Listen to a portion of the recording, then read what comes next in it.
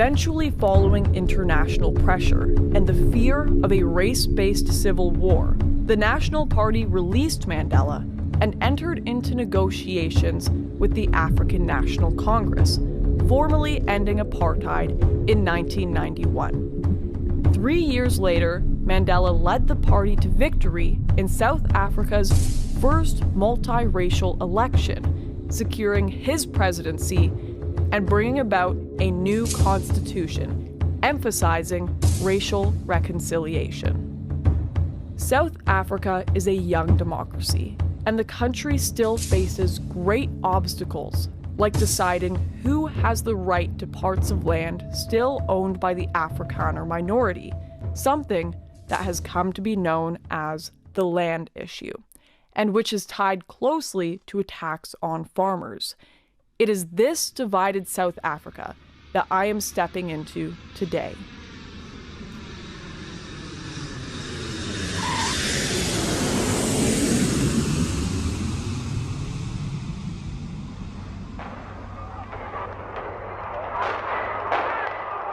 There were running battles in the city's tonight. Last night, police and protesters. All roads leading in and out of the city have been closed due to violent protests.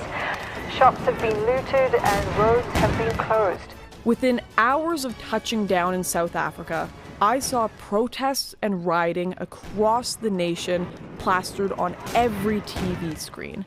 But there were hardly enough news channels to encompass even a fraction of the true chaos. As we drove from the airport, my guide told me that protesters had burned down the town hall. He said this happened every day, but every day was an understatement. While simply in transit to our next filming location, we drove past a nature reserve that was still ablaze. It was intense as I realized this was my first real glimpse of South Africa. But little did I know at the time, this burning building was only a mild symptom of a much deeper issue that plagued the nation. It's an ongoing thing, you know, people get discontented and they destroy. There's a sort of a schadenfreude in the thing, not because I say so, but because a casual examination of the thing reveals that it's true.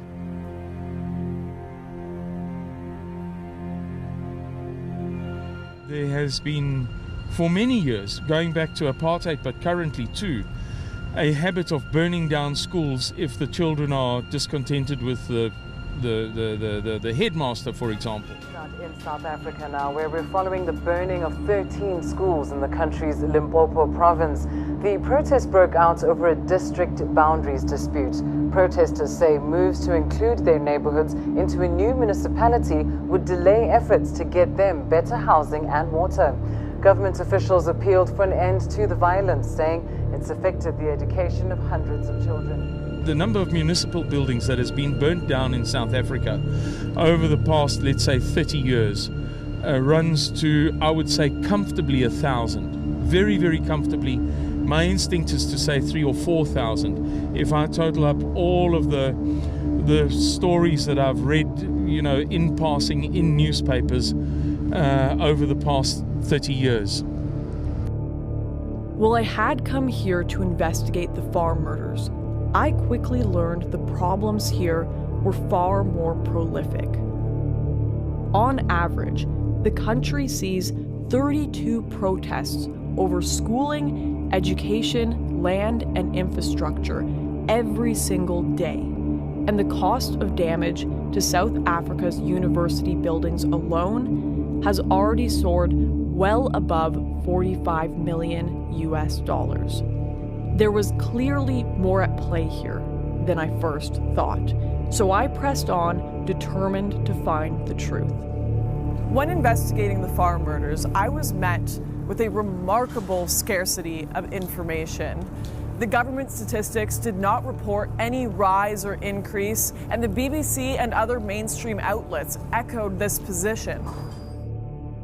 I wanted to know why the murders of South Africa's rural white minority were so different from the rest of the crime in this country. And when I dug deeper, I discovered the Blood Sisters, an organization that works with government contracts to clean up crime scenes across South Africa. And I figured surely, if anyone, they would know what the reality of these numbers really looked like. My name is Eileen de Jager. I'm one of the Blood Sisters, known in South Africa. We are a nationwide leader in crime scene cleanup. Have you seen an increase in these kind of attacks in recent years? Absolutely. 18 years ago when we started this business, there was attacks. According to our knowledge and what we experienced, they started weekly. We would get one call a week to come and assist at either farm attack or farm murder.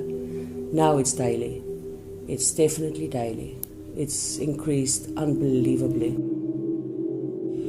Between 2012 and 2016, the attacks on smallholding farms or properties deemed as a farm or an area non-residential has increased by an average of 72.9%. The figures that I've just given you is according to our statistics. Government statistics will differ. I don't suppose you can tell us much about why that is. We don't... I don't work closely with them because we don't do every scene. But their figures are funnily enough lower than ours. I don't have a particular reason for that. I don't wish to double on that. Okay. This was the first time on camera a qualified government associate had confirmed my worst fears. Not only are the farm murders real, the genuine numbers are much higher than we imagined. But I wanted to know more. In a country that already has extensive murder rates, why are these so much worse? Farm murders are one of the most gruesome kind of crime scenes that we have to deal with, especially, in South Africa.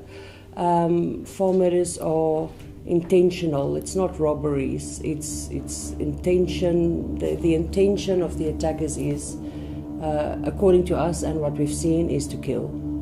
It's been classified, especially on the crime stats as well, that it's attacks or robberies, burglaries.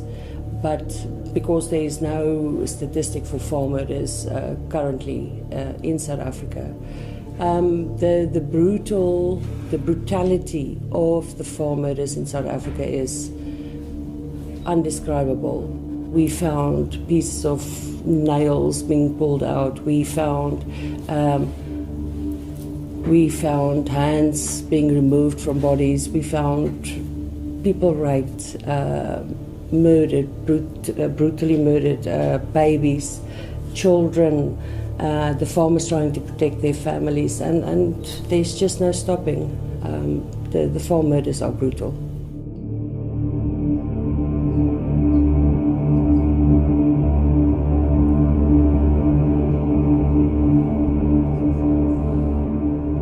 Another one that stays with me is in Johannesburg, just outside Johannesburg. We had a farm murder where 5 people came in. It was arranged by their domestic worker, and they drowned the 12-year-old boy in boiling hot water.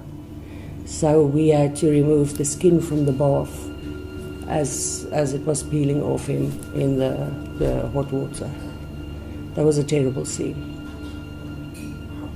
If you look at the worst movies ever made, it's not really a patch against what is really going on there. It's unbelievable.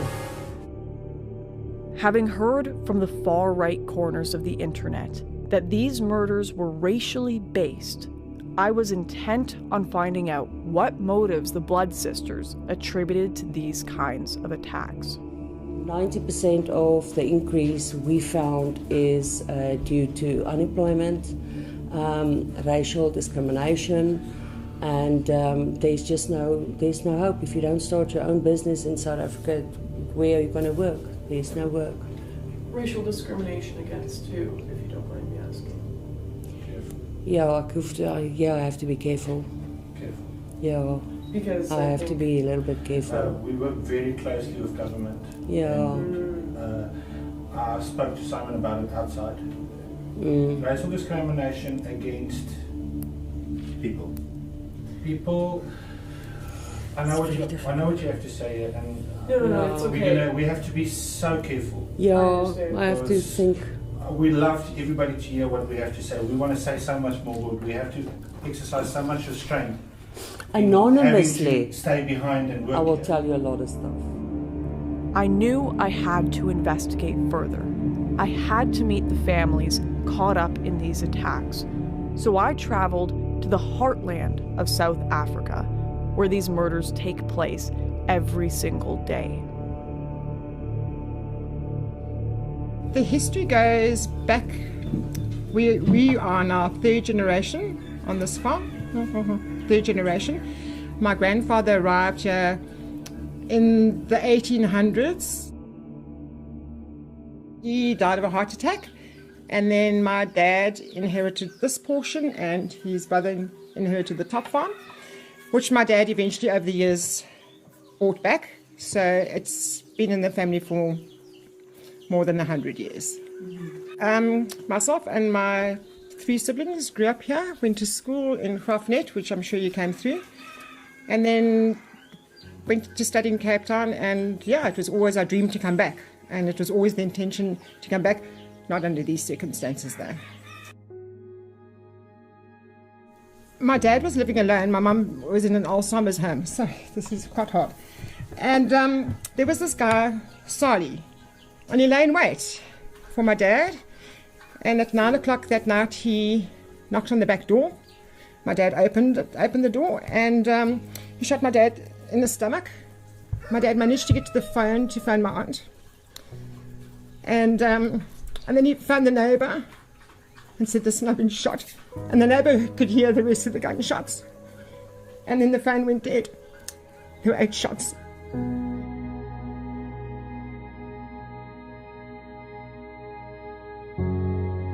There was one shot that ricocheted against that wall. All the time my dad's being shot. Back, arms, legs. And my dad slumped forward over this chair, and he was shot in the back of the head here. Just execution style, in the back of the head. So it was 8, they found 8 cartridges, but 6, he was shot 6 times. Who came and found him here? My aunt and friends of theirs. I think there were 4 farmers. One of the people that were here on the scene was studying to be a doctor. They tried CPR, but he was dead by the time they got here. He'd already succumbed to his injuries. Yeah, so this is where my dad died. He was killed. Okay. I know, for what, for what? He was a good man. He was an awesome man, and to shoot somebody 6 times, execution style.